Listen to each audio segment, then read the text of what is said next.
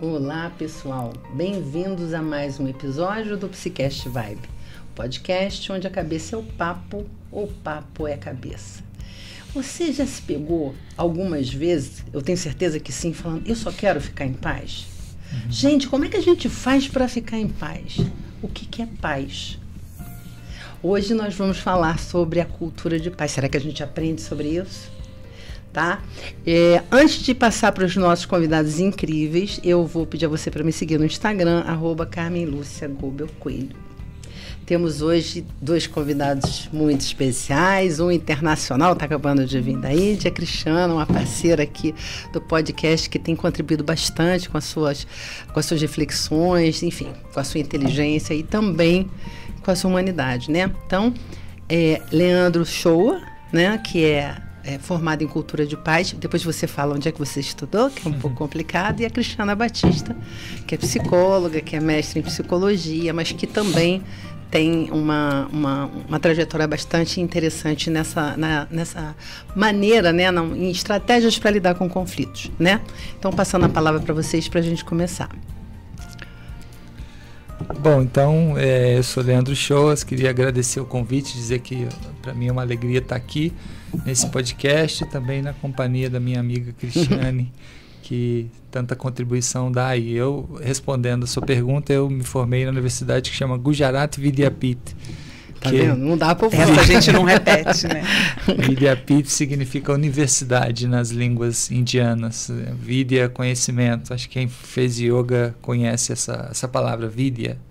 Então, Gujarat é o estado. Então, Gujarat Vidyapith é a universidade fundada pelo Mahatma Gandhi, que tem como principal propósito lá na Índia disseminar a cultura de paz e não violência. Então, me formei lá em 2013. E aqui no Rio de Janeiro eu dirijo o Instituto Shanti Brasil, que é um instituto que tem por propósito a disseminação de cultura de paz. Que coisa boa, né? A gente poder falar de paz num mundo tão tumultuado, né? Sim. Cristiana. Eu tenho formação também em mediação de conflitos, comunicação não violenta. Queria agradecer a presença do Leandro. Tão bom tê-lo aqui em nossa cidade, poder dividir com a gente a sabedoria, o conhecimento dele. Diante da sua pergunta, sim, a cultura de paz, ela pode e deve ser ensinada. São habilidades que a gente precisa desenvolver para lidar com questões cotidianas. A gente estava conversando, se cada um pensar, o que é paz? O que é paz para você? Qual a imagem que vem à sua cabeça quando a gente fala de paz? Morar no Nirvana. Então, né? É possível.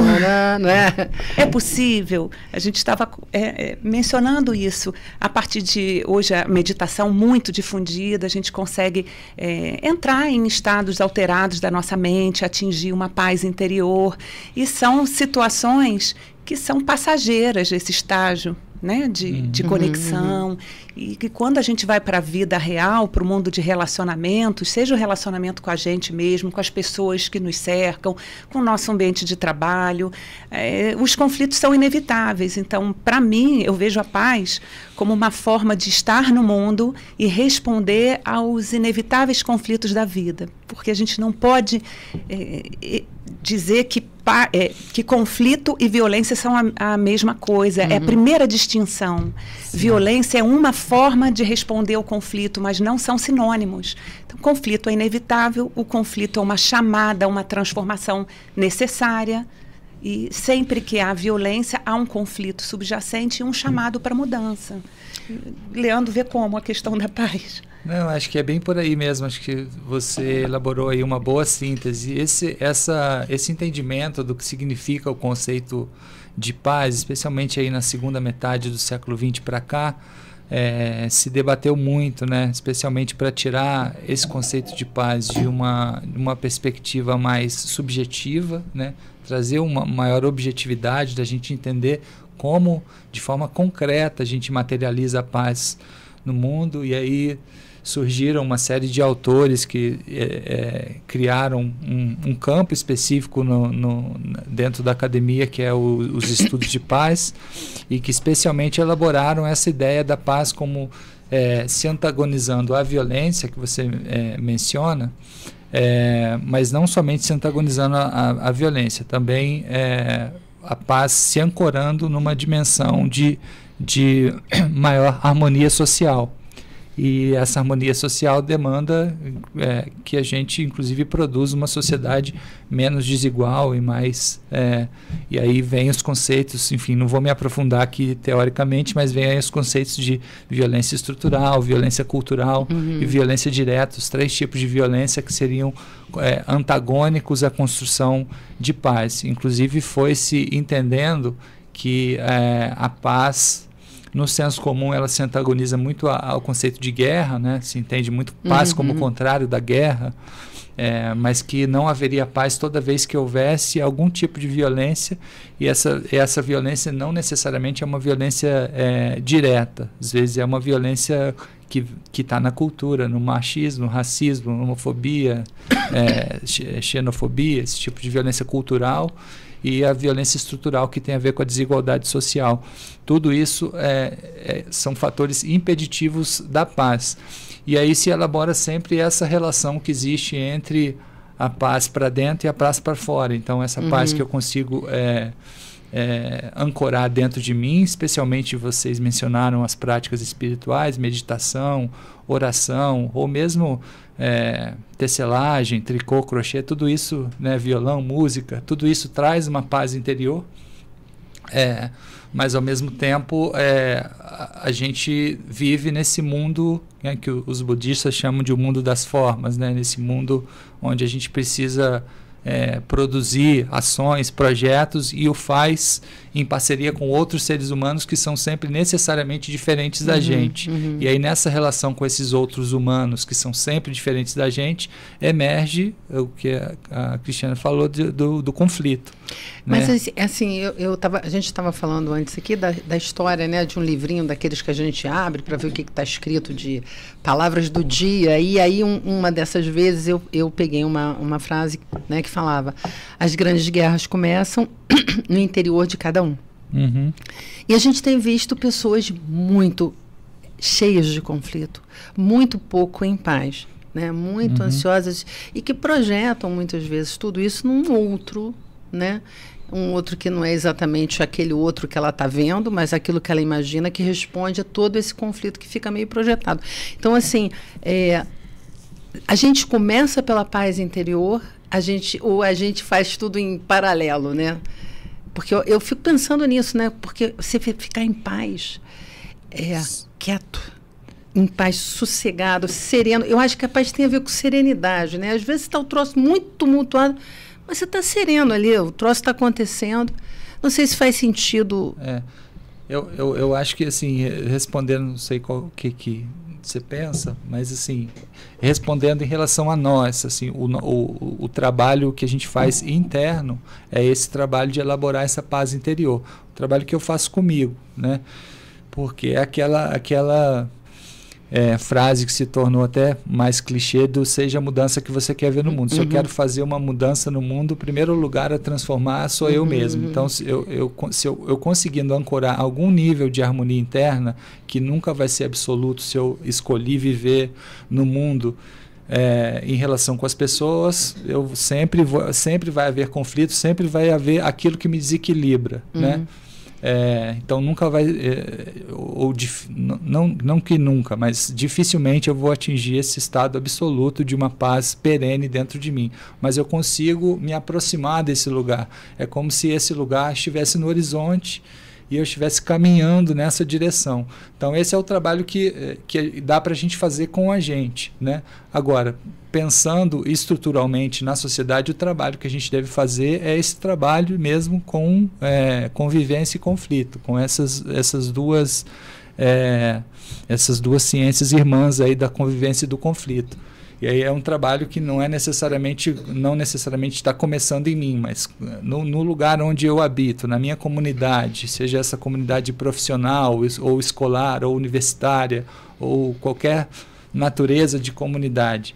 Como é que eu entendo o conflito como algo natural, como um convite para a transformação, que é isso que o conflito é, né? Como é que eu entendo o conflito nessa chave e como é que eu organizo o diálogo em torno desse conflito, aí eu estou atuando pela paz também.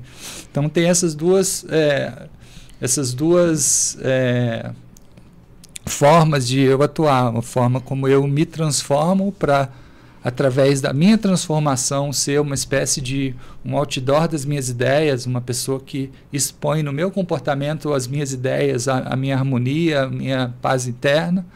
Então esse trabalho interno e esse trabalho mais comunitário que a gente já acumulou muito nos últimos anos. A gente pode dialogar sobre isso também. Como é que a gente faz para lidar com conflito? Então a gente acumulou muito do ponto de vista da mediação de conflito, que avançou muito, né? O uso da comunicação não violenta, né? Justiça restaurativa, tudo isso, esse instrumental teórico e metodológico que nos ajuda a entender o que a gente faz diante do conflito. Eu posso responder essa pergunta quando você fala claro. Por onde começa? Claro. Eu acho que começa por uma pergunta que cada um precisa se fazer, que é trazer para a sua consciência e para a sua intenção, que é como é que eu quero me relacionar neste mundo? Como é que eu quero me relacionar com as pessoas? E é preciso responder essa pergunta. E como é que eu quero me relacionar com as pessoas quando elas forem muito diferentes de mim, quando elas não tiverem os valores alinhados a mim, porque a gente vai criando algumas crenças que são legitimadoras de violência, a crença do que o outro merece sofrer, merece ser punido. Então, como é que eu quero me relacionar com o outro e quais são os valores preciosos para mim? Quais são os valores? Dignidade, respeito, esses valores você quer que eles estejam no seu bolso para usar de vez em quando, ou você quer que eles sejam o norte das suas relações do seu cotidiano, mesmo quando a situação está muito difícil? Porque quando a situação está muito difícil, é muito importante resgatar assim, o que é precioso para mim nessa situação. É vencer a disputa, é humilhar o outro, é trazer para a consciência como é que eu quero me relacionar. Porque se a gente não traz isso para a consciência, a gente vai repetindo padrões que a gente aprende muito cedo. E que formatam os desenhos a gente, animados, com os filmes, com tudo, né? O deu, levou, não levar desaforo para casa. A gente tem muitas linguagens legitimadoras da violência. E a gente, por outro lado, quando a gente escolhe, não, eu quero que o que norteie as minhas relações seja o respeito. Como é que eu aprendo a viver assim? E aí vem a importância de todas essas ferramentas que são aprendidas e precisam estar no cotidiano das escolas, de como é que eu faço quando eu sofro uma violência e que eu escolho não retribuir. E que isso hoje está se transformando numa judicialização permanente de coisas que se resolveriam e se resolviam de um outro jeito. Conversando, conscientizando. Mas eu acho que essa coisa, essa formatação que a gente vai fazendo a gente, né? Porque você vai em interação com o teu meio, num meio que é assim. Você acaba pensando, né? E olhando para o outro como se o outro realmente fosse alguém que você tem que evitar. E a gente está vivendo muito isso. A gente está vivendo muito. Eu não quero ouvir, eu não quero saber, Deus me livre, só pode ser uma pessoa ignorante. Não é? Porque a gente escuta. Então, assim, não tem embate. Porque também não tem aproximação, então também não tem relacionamento, né? E aí, o que a gente faz? Pois é.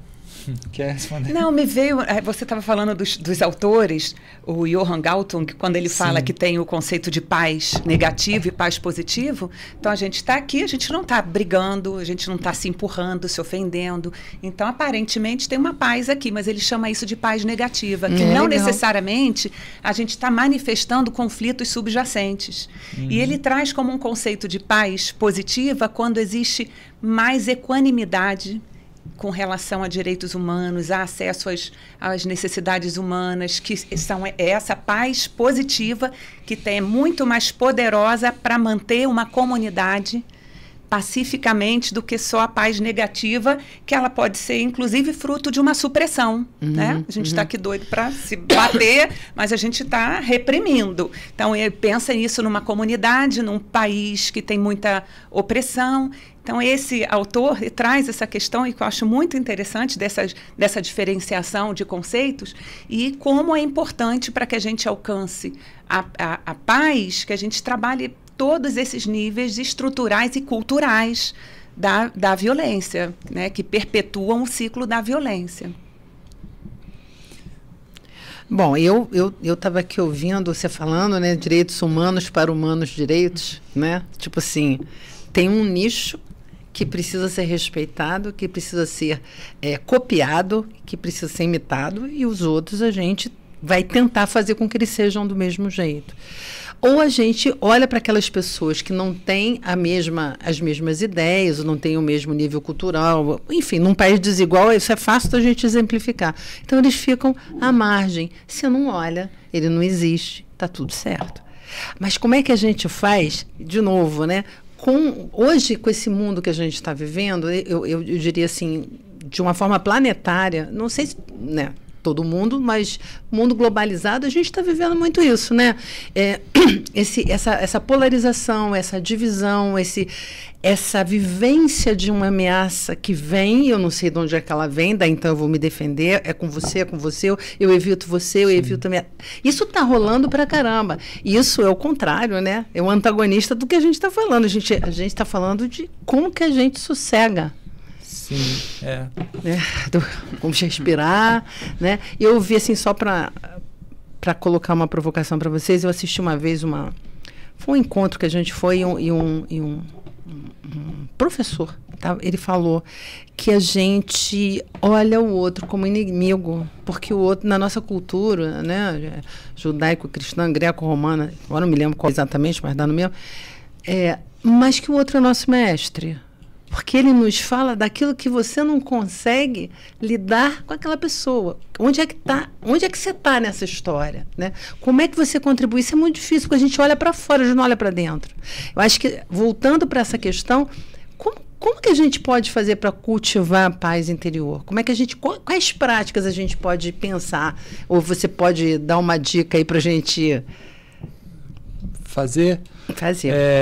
Você tá apontando, eu sinto nessa sua análise de conjuntura desse período difícil que a gente está vivendo, nos últimos anos houve uma complexificação das relações humanas no mundo, né?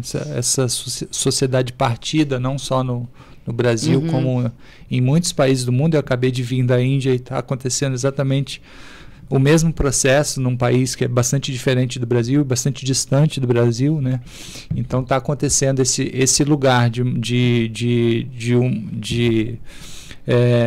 uma sociedade onde grupos que pensam a vida e as relações humanas de uma forma muito distintas uns dos outros dentro dessa mesma sociedade, inclusive dividindo famílias, dividindo pessoas que trabalham juntas, enfim, esse processo está acontecendo no mundo, além de uma aceleração do processo de guerras e tal, que a gente pode falar num outro momento, né? De guerras, não só guerras bélicas mesmo com armas, como também guerras tarifárias, isso tudo que também é um fator impeditivo da paz, né? Mas eu sinto na sua pergunta muito essa preocupação de como é que a gente estabelece um diálogo. E aí tem duas dimensões que eu queria ressaltar, que são de alguma forma contraditórias uma com a outra, mas que acho que a gente precisa percorrer as duas, né? Uma delas é que a gente precisa buscar os pontos de proximidade, né? Se a gente quer dialogar com a sociedade de uma forma mais ampla, com as pessoas, inclusive que pensam diferente da gente, a gente dialogar a partir daquilo que nos aproxima, a partir daquilo que nos é semelhante, legitimando a humanidade de todas essas pessoas e, enfim, buscando estabelecer uma base comum de diálogo, porque se não tem essa base comum, você simplesmente é como se você estivesse falando idiomas completamente diferentes. Dos times diferentes, né? Flamengo e Fluminense. Eu não gosto também. Pois é. Você não consegue estabelecer um diálogo. Então, essa busca por buscar pontos de proximidade entre a sua cosmovisão e a cosmovisão do outro. Cosmovisão significa a visão de mundo, né? A sua visão de mundo e a visão de mundo do outro, os pontos de proximidade, e legitimar esses pontos de proximidade e a partir disso estabelecer um diálogo possível. Então essa é uma alternativa possível, mas do lado oposto a isso que eu estou falando, existe também hoje no mundo uma naturalização de ideias que são ideias de profunda intolerância, né? E aí, nesse tipo diante desse tipo de argumentação, eu entendo que a gente não pode ser tolerante. Aquela ideia do paradoxo da tolerância do Karl Popper, né? Se uma pessoa, por exemplo, sentada nessa mesa aqui, defender que pedofilia é uma coisa legal, a gente, diante disso, a gente não pode dizer, eu respeito a sua opinião, né? Não podemos ser tolerantes com o intolerável. Não podemos ser tolerantes com o intolerável, exatamente isso.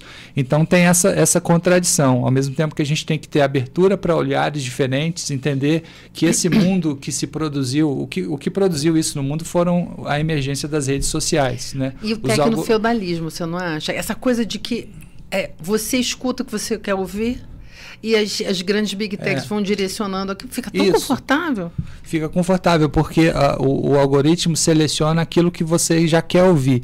Então você começa a ter certezas a partir da visão de mundo que você já tem, e você vai se distanciando daquele grupo de pessoas que pensam diferente. Exatamente. É isso que os algoritmos produziram, essa sociedade partida, essa sociedade onde você todo dia está vendo coisas que reafirmam aquilo que você já pensa. E você não consegue mais dialogar com aquilo que é muito diferente daquilo que você pensa. E aí fica esses diferentes grupos que não dialogam.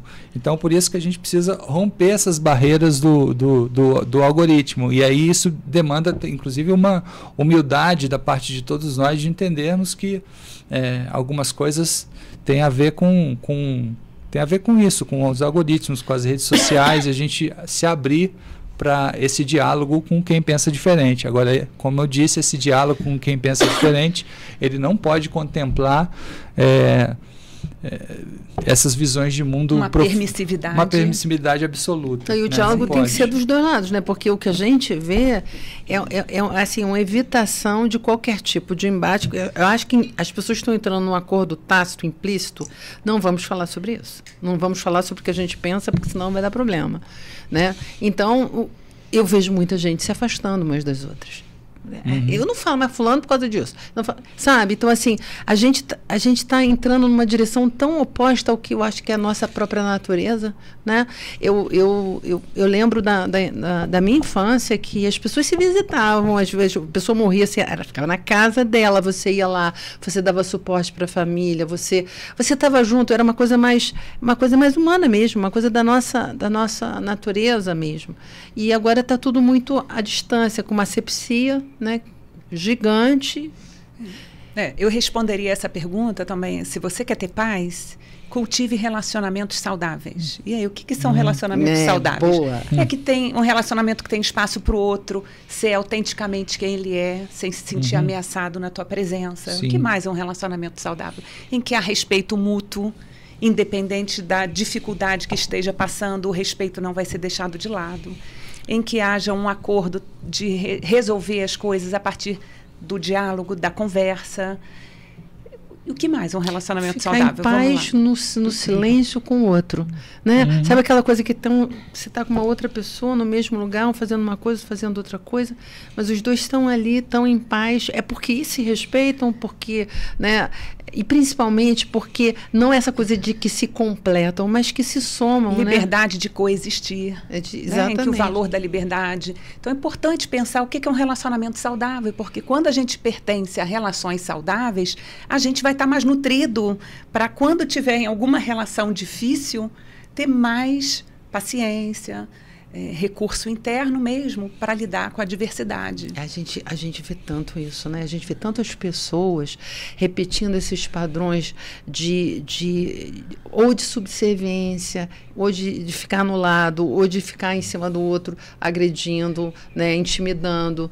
E fica tão difícil para a pessoa, inclusive, até perceber. Outra coisa que eu acho importante, Carmen, é a autorresponsabilização, porque a gente, às vezes, vem numa linguagem também de muita culpabilização. É o outro que é desumano, é o outro que é frio, é o outro que é isso. E a autorresponsabilização, esse olhar, tem uma situação aqui. Qual é a minha participação nisso? a responsabilidade, que eu costumo dizer, como uma torta, né? Cada um tem sua fatia, diferente da culpabilização. Então, entender assim, como é que será? Qual será a minha participação?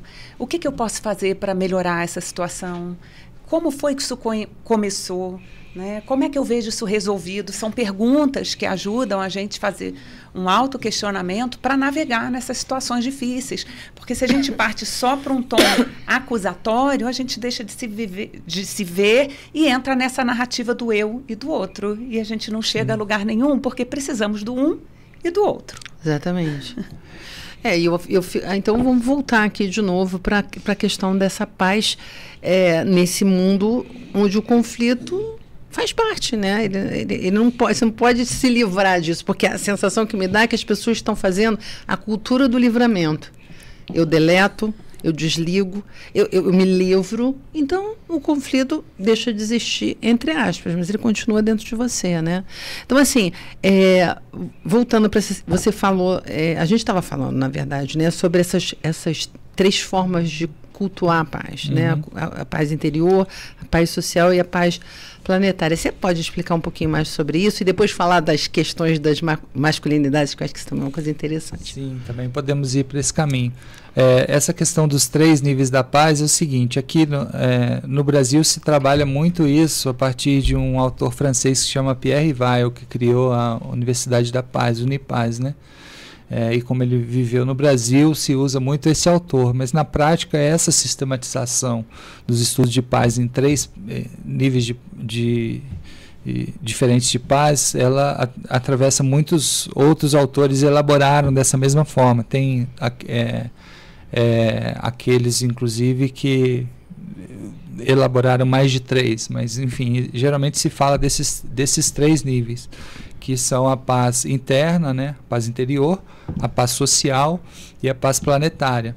O Pierre Weil chama, na verdade, ele está sistematizando os 3 níveis da paz, mas ele chama de ecologia pessoal, ecologia social e ecologia planetária. E basicamente o que ele está falando é que ele e todos esses autores que trabalham, tem até um artigo publicado sobre diferentes autores falando sobre essa mesma forma de sistematizar.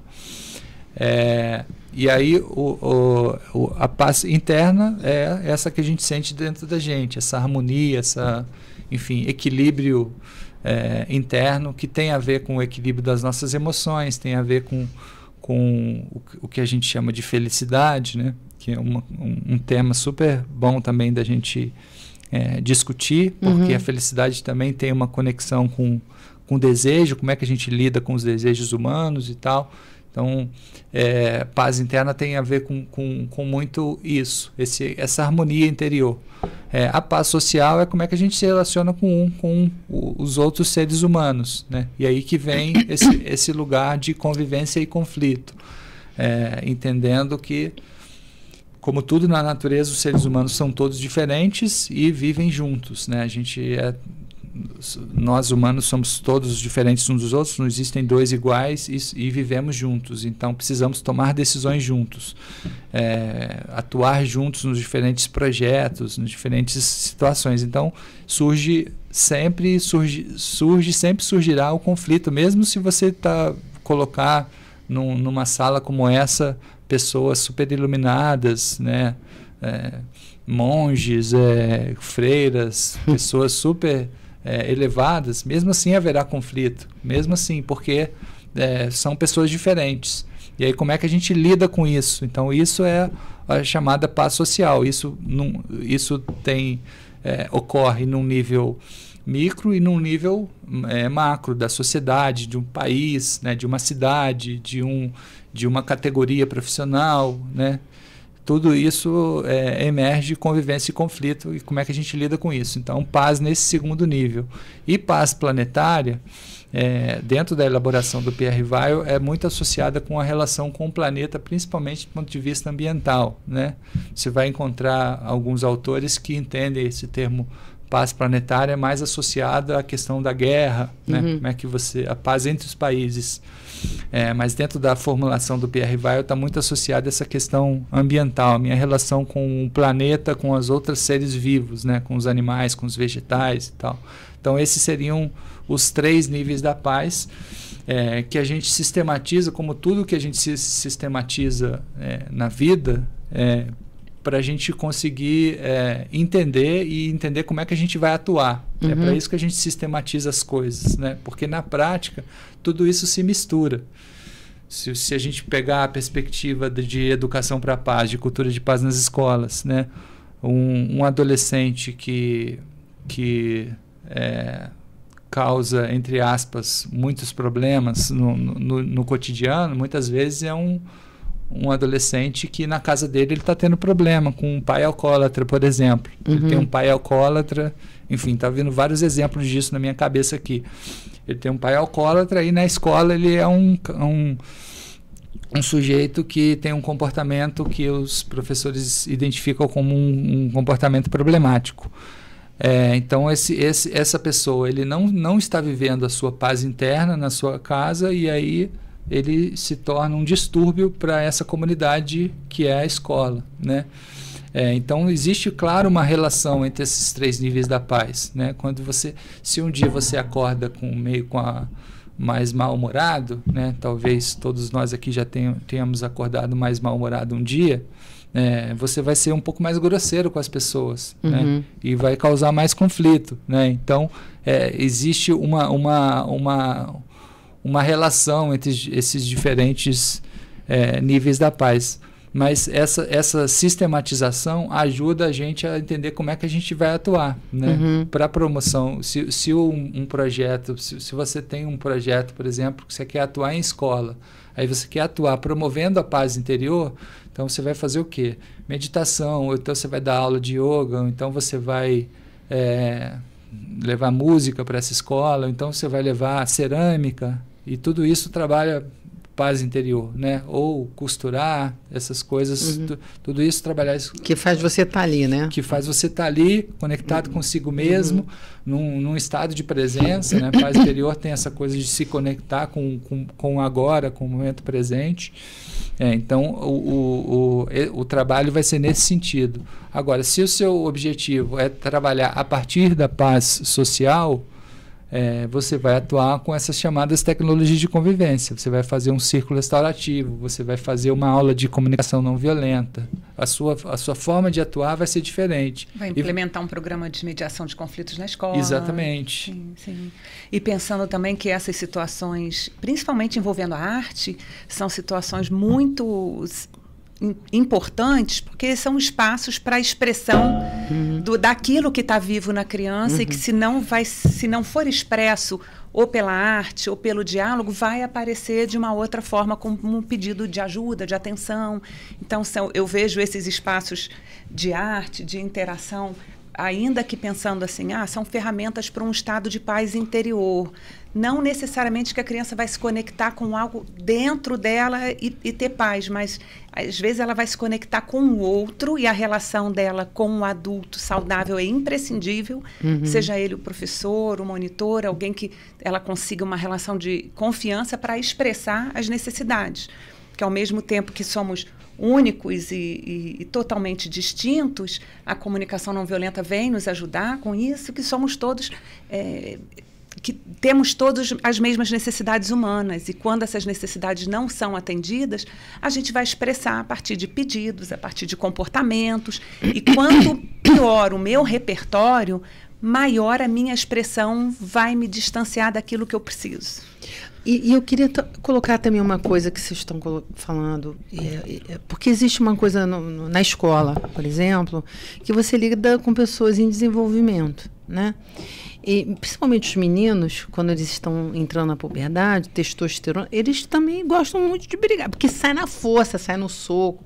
E isso é uma coisa até histórica, não que a gente ache que isso é uma coisa certa, mas tem sido vivido essas experiências de uma forma a colocar o adolescente numa situação de criminoso.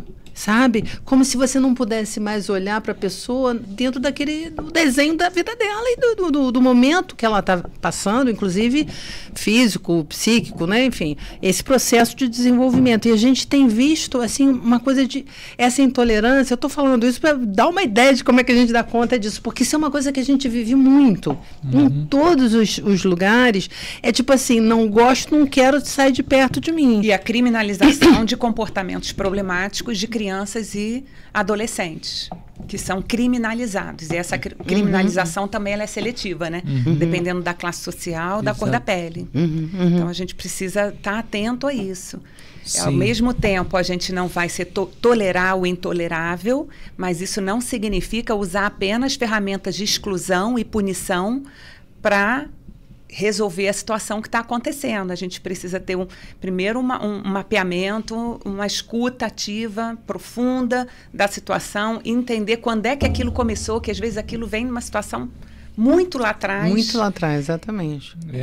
E a gente tem tido cada vez mais situações em escola que a gente vai até fazer um trabalho com a patrulha escolar em que, por falta de outros recursos, acabam recorrendo à delegacia para registrar a ocorrência. E aí é uma loucura, que é registrar a ocorrência de uma mãe contra a outra, ou contra alguém da Mas da é direção. Impressionante como é que isso está acontecendo. E vai judicializando rotina. Os conflitos, né?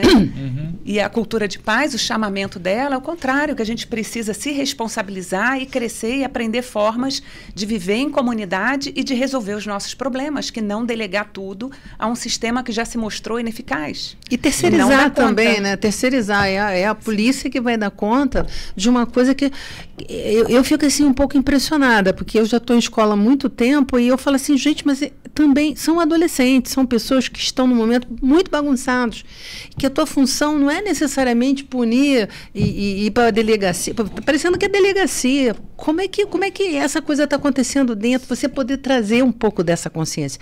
Mas o maior problema não está sendo muito com os alunos. O problema é como as pessoas estão vendo isso, os pais, né, as famílias.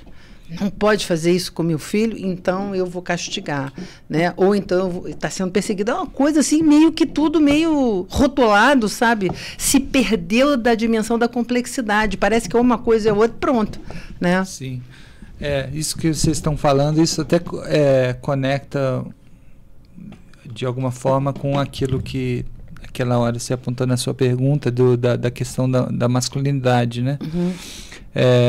Porque ao mesmo tempo essa relação, quando você diz que os adolescentes homens, eles muitas vezes têm naturalmente talvez até você mencionou o nível de testosterona e o nível hormonal, né? Aumentando e tal, e esse comportamento mais violento, né?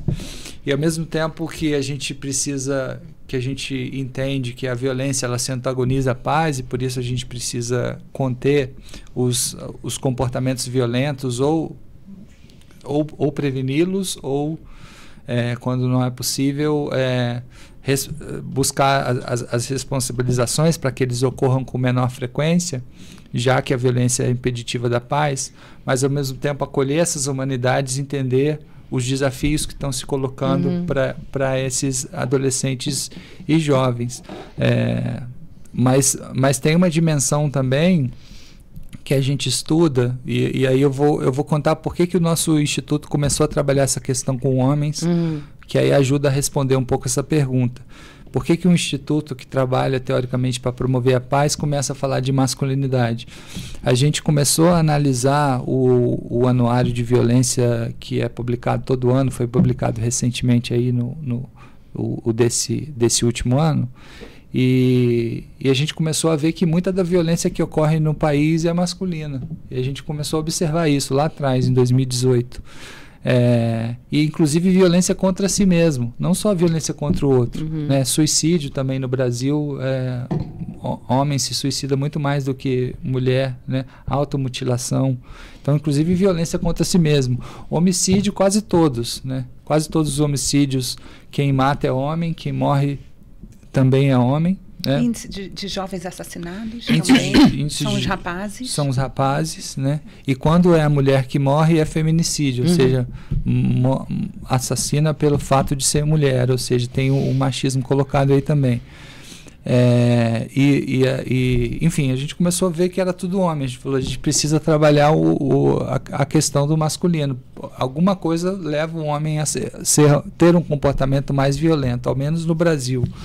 E aí a gente decide, porque tem uma característica da violência que é o que as pessoas chamam de espiral de violência. As pessoas usam essa expressão sem prestar atenção na palavra espiral, né?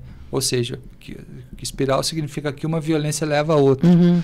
Então, muitas vezes a pessoa está cometendo uma violência porque sofreu uma violência anterior, o que não justifica a violência que ela cometeu, mas ajuda a gente a compreender, né? Que é a violência cometida, o responsável por essa violência não é só o agente da violência, é também o agente das violências, os agentes das violências anteriores, que são a sociedade como um todo, né?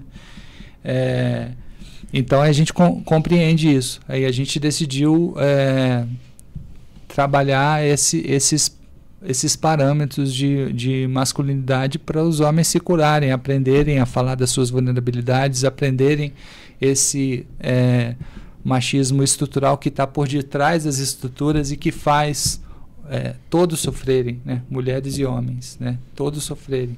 Se você lê o Anuário da Violência e percebe que a maioria dos adolescentes estão se suicidando, adolescentes homens estão se suicidando, você percebe que esses caras estão sofrendo. E eles estão sofrendo porque teoricamente se exige deles que eles sejam de tal forma que eles não se deveria exigir deles que se fossem dessa forma, que é uma forma machista de ser, e eles não conseguem entregar esse tipo de personalidade. Se exige que sejam violentos, conquistadores, emocionalmente fortes, emocionalmente duros, na verdade. Duros, não falar da sua tristeza, não falar dos seus medos.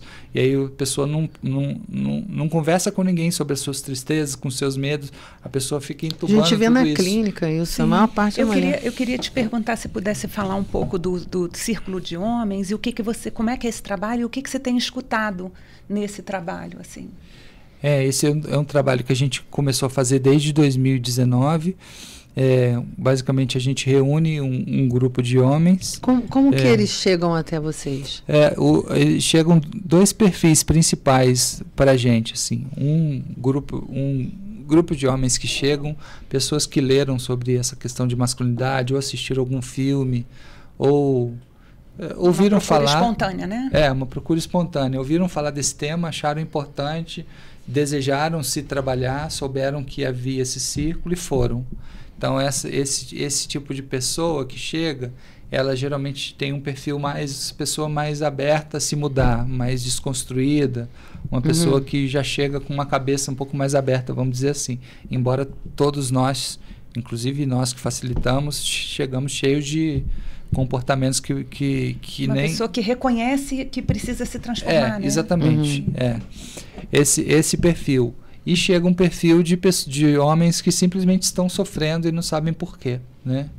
E aí esses, às vezes, ainda não despertaram para esse debate. Eles simplesmente estão sofrendo, entendem aquele espaço como um espaço onde eles podem se vulnerabilizar, e aí eles vão lá e começam a falar, e aos poucos as fichas vão caindo. Então, basicamente é isso. Aí a gente reúne, faz esses círculos, a gente faz um círculo aberto desde 2019, que enfim já teve mais de 500, né, porque toda semana tem, que basicamente no início era presencial, depois da pandemia começou a ser online, e aí a gente só faz presencial de vez em quando. Mas também você pode expandir mais sendo online. Dá para ter pessoas de outros E se alguém que estiver escutando a gente tiver interesse, por qual caminho dessa pessoa procurar isso? É só procurar Instituto Chante Brasil, manda lá na internet, você vai achar nossos contatos, ou manda um e-mail, contato@chantebrasil.paz, ou, aliás, contato@chantebrasil.com, o nosso Instagram, que é chantebrasil.paz. E o trabalho no âmbito do Sejusc, Leandro? E aí no Sejusc a gente faz com homens que são autores de violência doméstica, né? A gente faz esse que é aberto, a gente faz em escolas, né, com adolescentes, aí geralmente a gente é levado pela escola, em empresas, geralmente são empresas que querem melhorar essa questão interna de machismo, né? E no Sejusques, que aí são homens autores de violência doméstica. Geralmente são pessoas que estão sendo acusadas de violência doméstica, não necessariamente cometeram, mas estão sendo acusados. Abusos psicológicos, né? Violência psicológica também vale, né? Nessa coisa. A Lei Maria da Penha fala de 5 tipos de violência, né?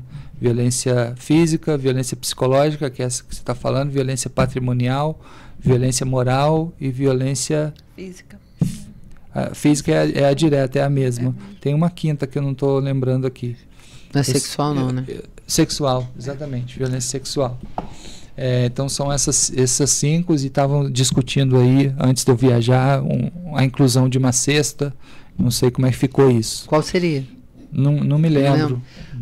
Porque já tá bom, né? Mas é muito importante a diferenciação, porque eu percebo que as mulheres têm dificuldade de identificar que estão passando por aquilo. Então, por exemplo, violência patrimonial também. Né? Pessoas, às vezes, que têm uma história de um casamento mais antigo e que a mulher, foi feito um acordo que a mulher ia cuidar da casa, dos filhos, e essa mulher hoje está na idade de 60, 70, 75, e aí ela não tem acesso a nada. A só o dinheiro da feira, a um controle danado, né, dessa situação que já foi enraizada na cultura familiar e isso causa sofrimento. Então, é importante diferenciar para produzir a consciência daquilo que a pessoa está passando. Não necessariamente para criminalizar, mas principalmente para gerar mudança, diálogo, transformação.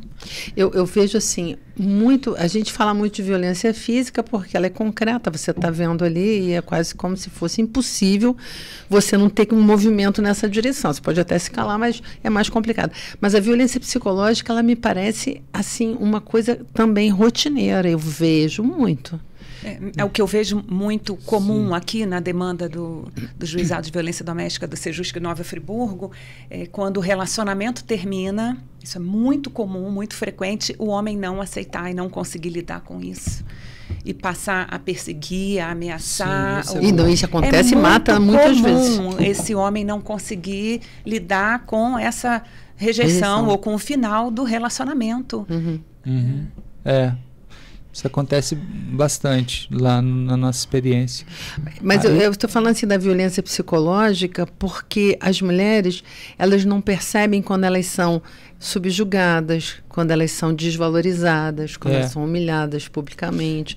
É quase como se fosse assim, a pessoa fica muito sem saber o que fazer, né? É isso que a Cristiane está falando, assim, que a violência direta, ela é mais clara de você saber que aconteceu uma violência. Se você levou um tapa, se você levou um tiro, aconteceu claramente uma violência.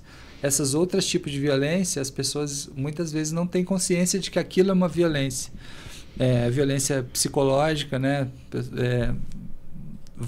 A pessoa às vezes está ali há 15 anos sofrendo uma violência psicológica e ela naturaliza isso, até porque muitas vezes ela teve um lar onde isso acontecia também com a mãe dela, entendeu? Enfim, é bastante frequente isso. Então ela não sabe que isso é uma violência e o cara não sabe também que ele está cometendo uma violência. Ele chega nos nossos círculos achando que é uma tremenda injustiça o que está acontecendo com ele. A mesma coisa a violência patrimonial, né? Muitas vezes a pessoa não sabe, o sujeito proíbe a mulher de pegar o carro, ele acha que ele está no direito dele, da mulher não poder pegar o carro. Isso é uma violência patrimonial, isso está enquadrado na lei, né? Só estou dando um dos vários exemplos, porque aí os casos vão vindo aqui na minha cabeça. Então a pessoa não sabe. Então é muito comum no primeiro círculo que a gente faz com esses caras, eles obviamente estão lá porque foram convidados, não foram obrigados a estar lá, eles foram convidados a estar lá e entenderam que isso poderia melhorar o julgamento deles e foram, né? Mas eles chegam muito resistentes, sem saber o que é um círculo restaurativo, achando que é uma injustiça, que eles estão sendo injustiçados e tal. Qual resultado vocês têm assim? O resultado é muito positivo. Assim, nesse primeiro círculo, basicamente, o o objetivo nosso é abrir a escuta deles. Então a gente não entra em nenhum tema polêmico. O objetivo é só fazer a gente fala que o tema é o acolhimento, acolhê-los, eles entenderem que é um ambiente onde eles vão poder falar sobre si mesmos, onde eles vão ser convidados à fala, a participar de algumas propostas ali do facilitador dentro da lógica do círculo restaurativo, né?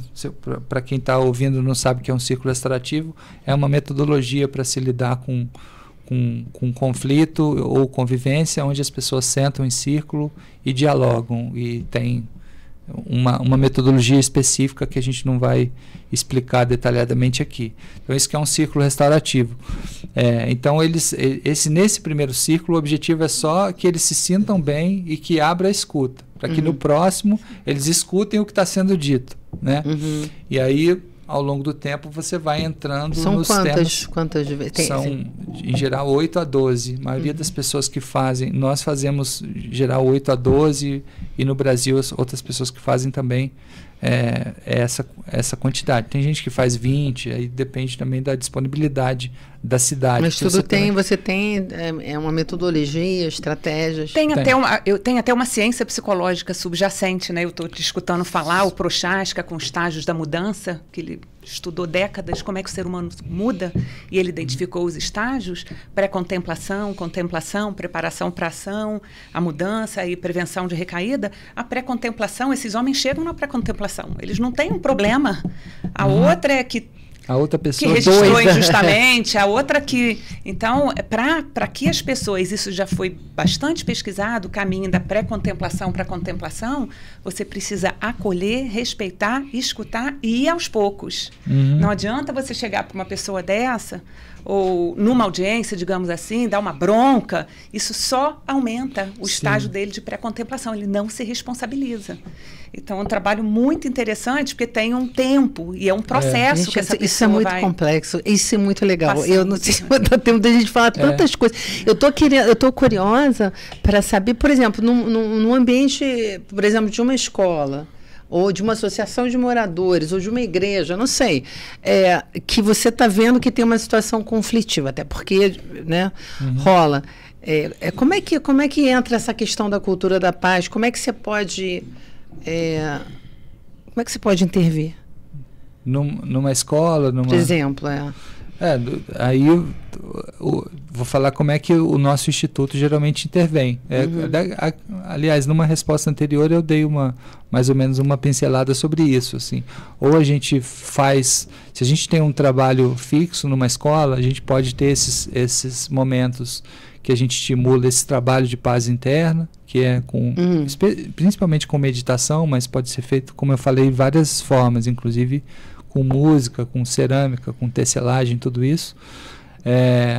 Mas o nosso instituto ele trabalha mais principalmente com as chamadas tecnologias de convivência. Então a gente faz muito círculo, a gente faz muito círculo restaurativo nas escolas. A gente faz, se tem mais tempo, a gente faz um trabalho com mediação dos conflitos locais, e aí já fizemos inclusive é uma possibilidade de trabalho você formar mediadores entre os próprios estudantes, né, chamados mediadores mirins, mas isso já demanda você estar mais presente, você não é um trabalho que possa ser feito de forma de qualquer jeito, né?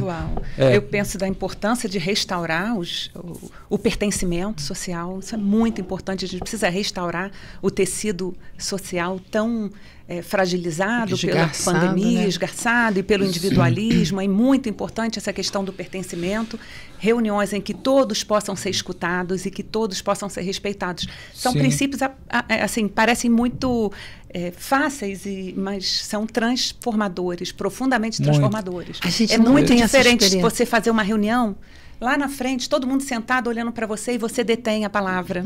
Né? A gente precisa mudar um pouco esse modelo de alguém que vai conduzir a reunião e ser responsável por tudo e o outro nunca é escutado. Quando a gente senta em círculo, tem uma profunda transformação em que todos têm igual valor e a fala de todos precisa e merece ser ouvida. Quem detém mais a fala, detém mais poder.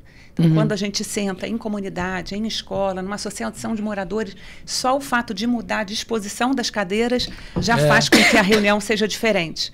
Porque as pessoas vão se olhar, senão a gente fica muito... A turminha que senta lá atrás para se esconder, torce para acabar. Qualquer encontro humano muda a disposição da a gente faz reunião que muda a situação. Todo mundo lá atrás. Passa a fazer a reunião em círculo e depois você me conta a diferença. Não, com certeza. É muito diferente o impacto.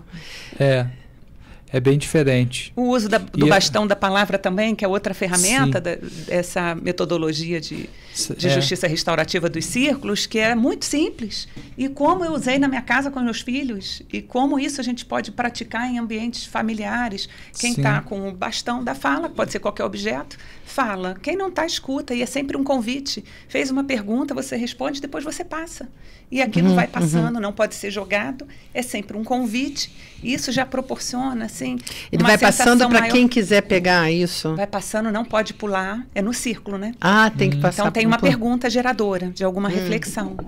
Eu posso escolher, é um convite sempre o bastão, falar ou passar.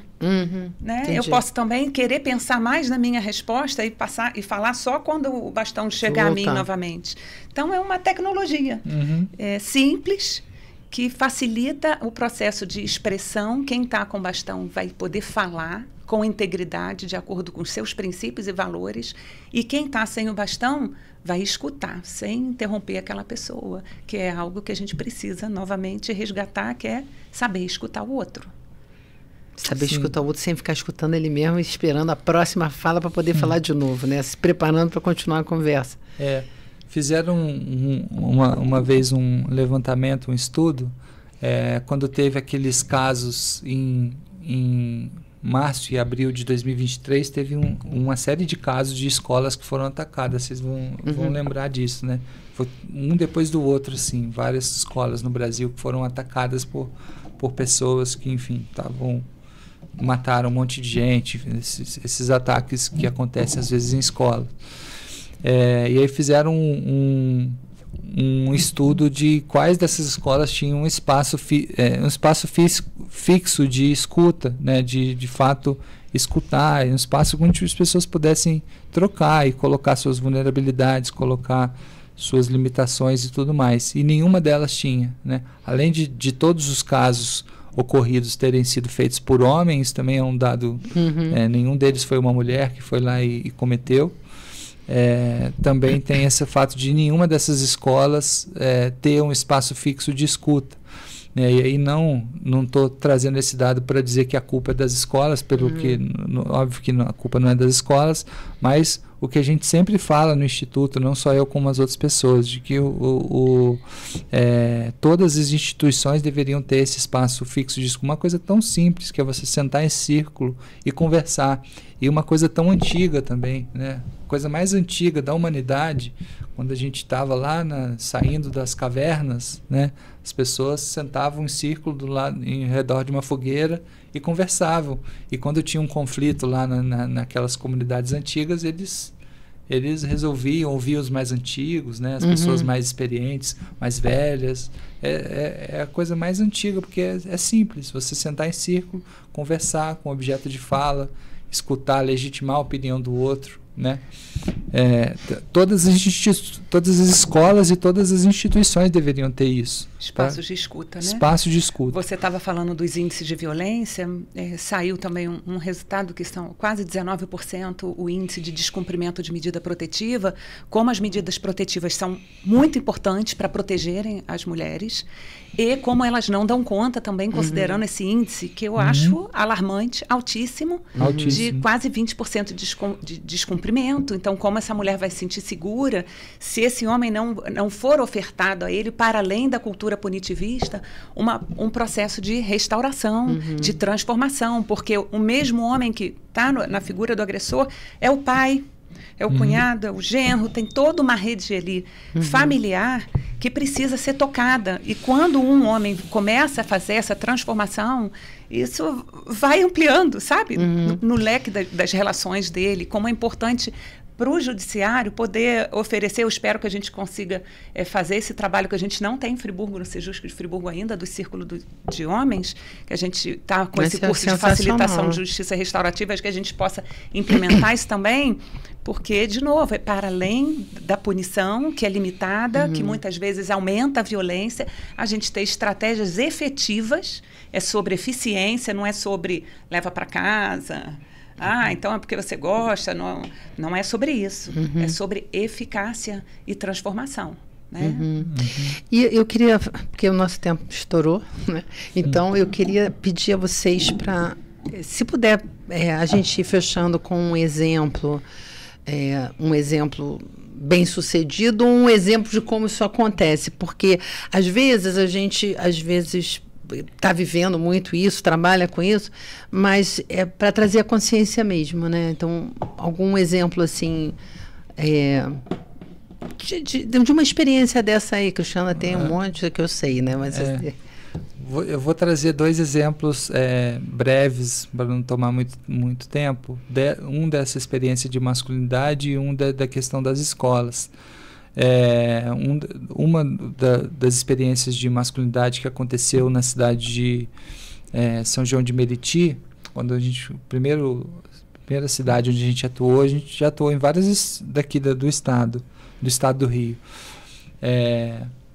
O primeiro lugar foi São João de Meriti, e lá tinha um pastor evangélico que era, enfim, de 10 em cada 10 frases que ele falava era sempre alguma coisa relativa à questão religiosa, né? E ele não conseguia entender que tipo de violência que ele tinha cometido. E ele tinha sido sob de uma traição da esposa dele, pegou todas as roupas dela e colocou na rua, né? E ameaçou botar fogo e tal.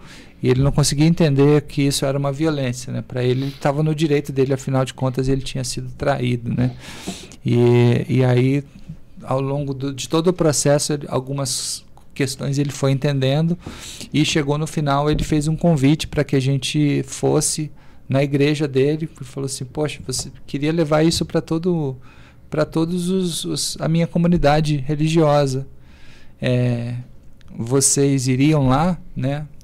Aí eu fiquei sem saber se eu deveria ir ou não, porque tem esse limite entre trabalhar no tribunal e... O que é laico, o que é religioso. Pois é.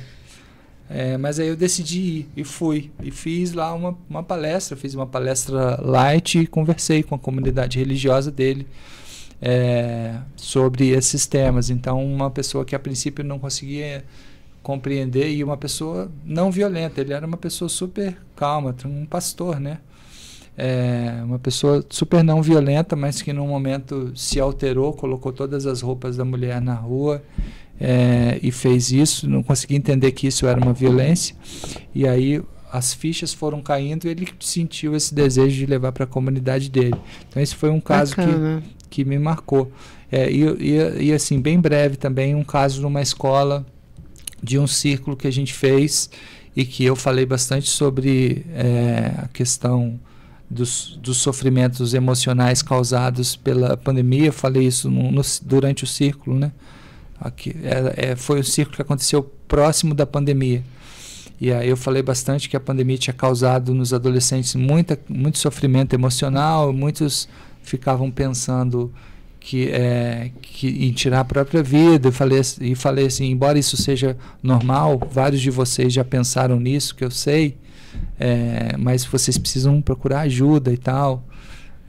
Isso é normal, né? Vocês não são problemáticos por causa disso. Mas se vocês estão pensando nisso, vocês precisam de ajuda. O que vocês querem não é eliminar a vida, o que vocês querem é eliminar o sofrimento. Falei isso. E aí no final um deles me procurou dizendo que ele, agradecendo, dizendo que ele estava pensando em tirar sua própria vida e tal, e Graças a Deus. E a fala o acolheu. Então, quanto esses espaços... Estou trazendo esses exemplos só para... Assim, o quanto esses espaços podem eventualmente curar, né? Eu tenho um exemplo interessante e muito bonito. Eu recebo encaminhamentos do Juizado Especial Criminal e uma filha tinha registrado ocorrência contra o próprio pai. Isso é comum, né? Familiares registrarem, pedirem medida protetiva, enfim, pela questão da violência doméstica. Ela não morava mais com ele. E a gente faz atendimentos individualizados sempre, para escutar as histórias. A gente não atende as pessoas em conjunto. Cada caso é artesanalmente assim pensado. E ela falou, não quero encontrar nem pensar. Não quero encontrar com ele. Expressou as necessidades dela, contou da história de uma infância de muito abandono e o quanto ela se sentia mal com aquilo. Ela, mais ou menos com uns 17 anos, 18. E quando ele vem para a individual dele, foi muito impactante, porque foi um homem que chegou já na contemplação total. Sabe, aquele homem que não estava lá para se defender. Ele aproveitou aquele espaço em que foi recebido com respeito. A gente recebe todas as pessoas, independente do que fizeram, como seres humanos inteiros, que não se reduzem ao pior que fizeram. Então, são recebidos com respeito. Isso já muda muito o relacionamento. E ele falou de como ele gostaria de ter sido um pai diferente, de todas as tristezas e da dor que, quando ele passava por ela, a vontade de oferecer uma carona e que ela moram num lugar distante, e ela tinha que andar muito para chegar no ponto de ônibus para trabalhar, e da dor que ele sentia quando passava direto por ela estava descendo e ele passava direto. E ele foi tão verdadeiro nas vulnerabilidades dele, como homem, o que para mim é raro ver, e foi tão bonito aquele momento que ele se sentiu seguro, e depois eu conversei com ela novamente. Olha, o que eu percebi foi uma pessoa que não veio aqui se defender, ele veio se revelar e mostrar o quanto ele tem vontade de restaurar algo e o quanto ele respeita também se você não quiser. Então, a gente vai terminar por aqui, vamos fazer um termo. Ela, não, eu quero encontrar com ele. E a gente fez um encontro e foi muito bonito. E saíram de carro, sabe? Aquilo para mim foi simbólico, né? Porque ele tinha revelado. Então, nem todos os casos são assim, mas alguns são. Então, mostra a potência desse trabalho, que é promover um espaço respeitoso de encontro humano. Gente, eu me sinto muito honrada com a contribuição de vocês, agradeço profundamente, estou aprendendo muito e assim, a ideia assim, de aplicar isso no meu trabalho e as pessoas que nos acompanham, né? Eu não sei se é ouvinte, se é telespectador, enfim, mas que, sinceramente, eu acho que sim. Eu fiquei até aflita, porque eu falei assim, gente, não vai dar tempo da gente falar tudo, fica o convite para uma próxima conversa, tá? E muito obrigada. Passando a palavra final para vocês. Eu agradeço mais uma vez a vinda do Leandro, mais uma vez o seu convite. É sempre uma honra vir aqui, uma alegria. Eu também. Muito bem aqui. Sim, também me sinto muito grato e gostei muito do papo. Obrigado pelo convite. Que bom, tá convidado de novo. Um pouquinho antes, né, da nossa intenção desse encontro hoje, da gente ser um pontinho assim de esperança num mundo que está tão conturbado e que a gente não entre num pessimismo, num negativismo, porque a vida quer viver. Todo ser humano tem verdadeiramente uma intenção de pertencer a um relacionamento saudável. Então, a gente precisa se esforçar, fazer a nossa parte, que é possível. A gente está aqui, não é quanto é fácil, é sobre ser possível. Ser possível, exatamente. Sim. E a gente convida você a começar a fazer o seu trabalho de cultivar a sua paz interior para poder ter paz no seu meio social e a gente cuidar do nosso planeta. Até o próximo episódio.